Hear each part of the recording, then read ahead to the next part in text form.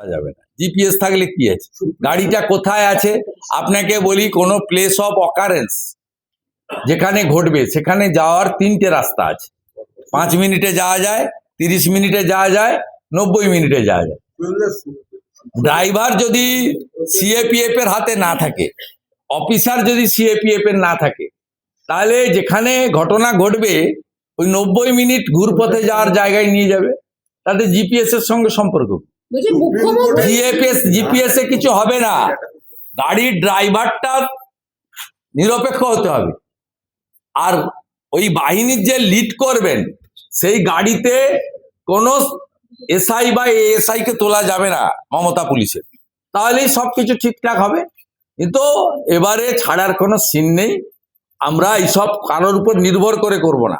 এই নির্বাচন রাষ্ট্রবাদী সনাতন সংস্কৃতিতে বিশ্বাস করা বাঙালি হিন্দুদের এবং আদিবাসীদের কার্যত শেষ নির্বাচন।